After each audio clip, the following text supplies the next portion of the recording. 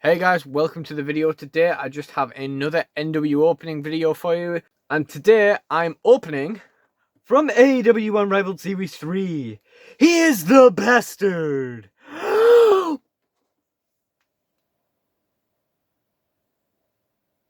PAC! Should have put the figure in shot when I said that.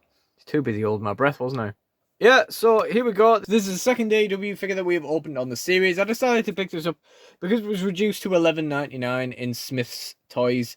And, you know, for $11.99, I'll take more or less anybody I have any sort of vaguely positive. A lot of these AEW figures I'm not particularly interested in until they get reduced. And then when they do get reduced, it's like, yeah, let's get that guy. $11.99, I wasn't turning down PAC. Now, this might be the final video that I ever have to record on this phone. I am due an upgrade now, so really, depending on when I get round to actually looking into what phone I want next, however long it takes to come, etc., etc., and how many videos I record over the next couple of days, I suppose this could very well be the final video I ever have to do without the irritating unfocusing and lighting flares that I tend to get with this camera, so that's cool. I'll be happy to see the back end of it, because in addition to just increasing the amount of editing you need to do to take all the unfocuses and lighting flares out, most of the time you can't get them all. But anyway, let's crack this guy open. Let's take a look at the packaging. Again, really love the AEW packaging. In terms of character likeness, I don't think the figure looks like the picture quite as well as the Jon Moxley does, but it's still pretty good. Actually, to be honest, I'm not massively sold on this head scan at all. I think, to be honest, I kind of feel like it looks more like the guy who is Luchasaurus than PAC, but, you know, yeah. I was kind of hoping that these heads, one of the two, would be usable as like a custom of Tom Latimer, but nah, I don't think it's doable. So yeah, we got the AEW packaging, which is always interesting to look at. You know, it's quite nice packaging, to be honest. On the back here, we have got the picture of PAC from All Out in Chicago in 2019. We've got his little signature on the back. We've got the rest of the series here. Series 3 Unrivaled Collection. Rio, who I would have only been interested in if she'd beaten Serena Deeb for the NWA title. Orange Cassidy, Chase Rio, Chase Darby Allin, the Young Bucks. I'm not a massive fan of either of those head scans, but then I'm not a massive fan of the Young Bucks either, so it doesn't really make a difference. And that's the entire series. If I'm completely honest, when this series got announced, I didn't think I'd be getting anything from this. But, you know, I wasn't going to turn down a reduced PAC. Now, with this being our second AEW figure, we know that we can't preserve the box in any way this time, so we may as well just dig straight in and just rip him open, basically. As we discovered with Mox, there is like no way to preserve these boxes, so we may as well just tuck straight in. Okay, so now we've got the box open, we just need to peel the bubble off the back of the card as well. And there we have him. That's just in the way. Okay, so first of all, the chair is in its own little bubble. That's nice. So we've got our first chair here in the AEW line. You know, you can start filling out your AEW crowd. Your AEW arena can start getting filled out with AEW chairs. There's an interesting fact about this chair. If you put it in the crowd, it can seat one crowd member. So yeah, we'll start filling out that AEW crowd, and yeah, we can get a guy in that AEW crowd, and you know, we'll go from there.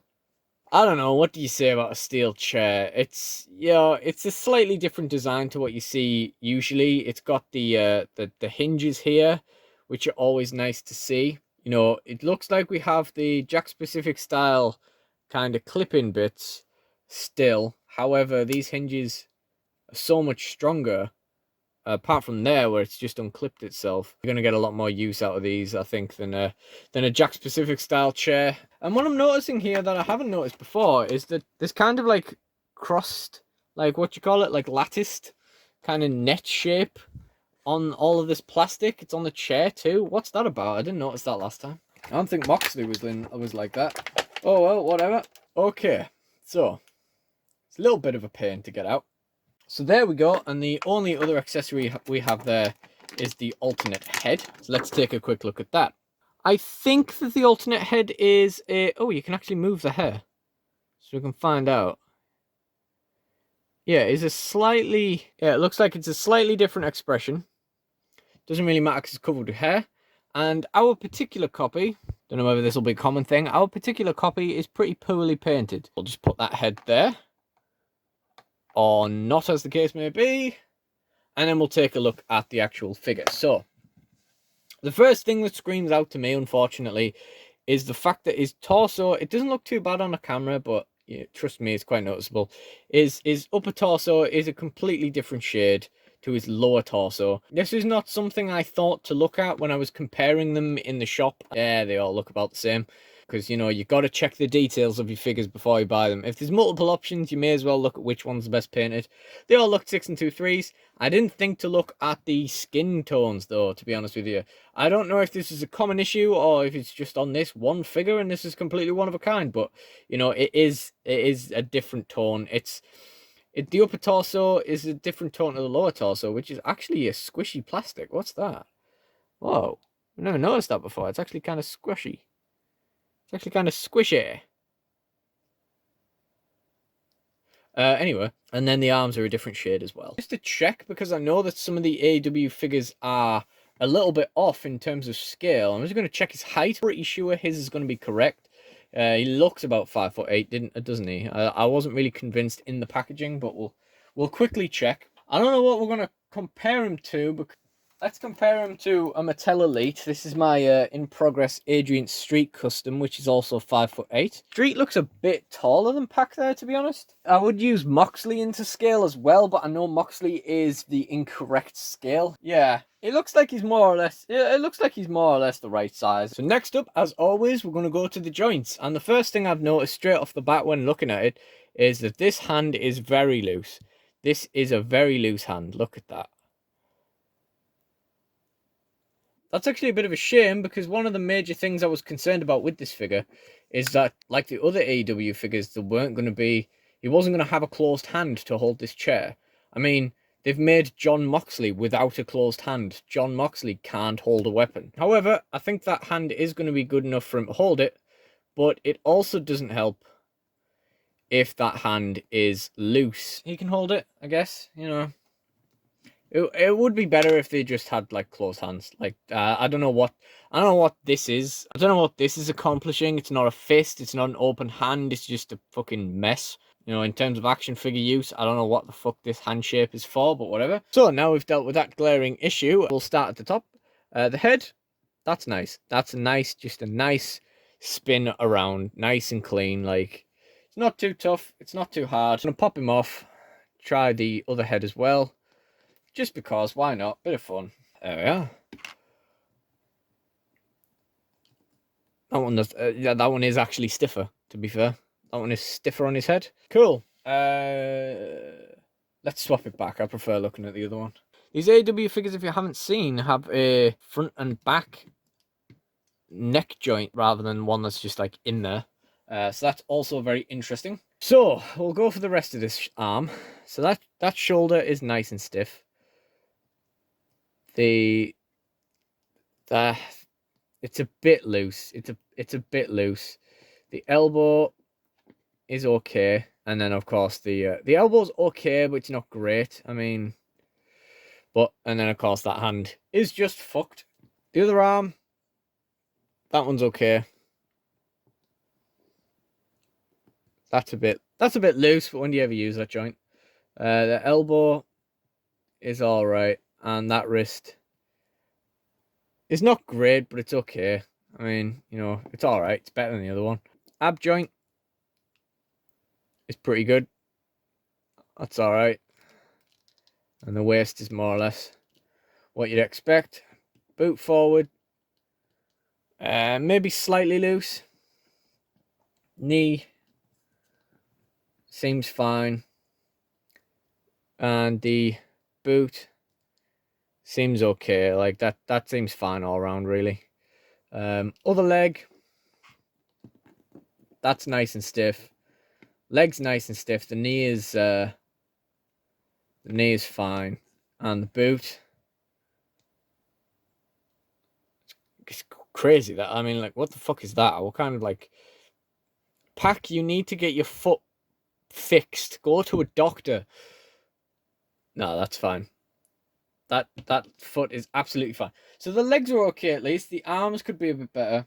And part of me is kind of wishing that when I noticed that he had the discolored torso, I had bothered to take him back and like went back to Smyths and had a look at whether that's just a common thing or whether it's just him. But okay, Sarah. All in all, I don't think this is a bad figure. I don't think it's a sensational one either.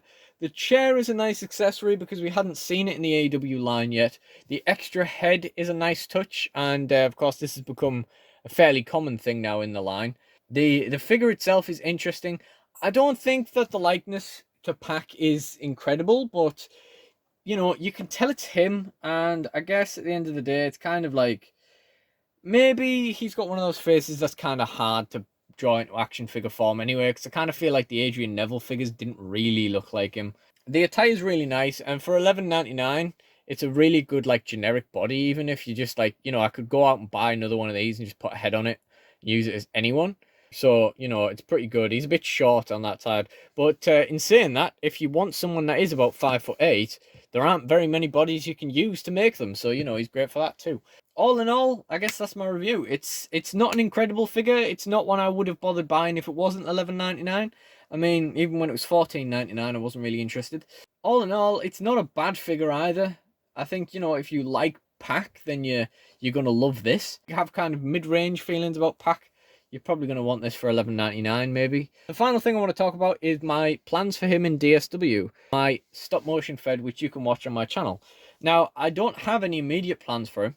I think I'm probably going to team him up with Wade Barrett at some stage for a kind of loudmouth, like uncouth British tag team. And just going to go around talking about battering people and like just fucking, you know, being bastards together, etc. But nothing major in the works in the near future. However, he does have one very major storyline coming up in the future. And remember that I said that because this could be like 10 years down the line. It could be at any point. It's the fourth major story arc that I'm planning for DSW. So once we get through Kozlov and Jericho Science and the third thing, which I'm not going to tell you either, we have a storyline started by PAC. It is ridiculous beyond words, as are the three storylines that precede it. But I think it will be pretty funny. And on that note, thank you for watching this video. If you've enjoyed this, please do check out some more of my NW openings. Like, comment, and subscribe. And please do check out DSW on my channel, my stop motion wrestling fed. I have a couple more things like that as well. I have loads more opening videos, so please do check those out. In the meantime, thank you for watching, and goodbye. And, you know, in addition to the chair being a nice touch, you know, PAC is the only member of the AEW roster who's metal enough to come with another copy of his own severed head. That's always a nice touch. Series 3 Unrivaled Correction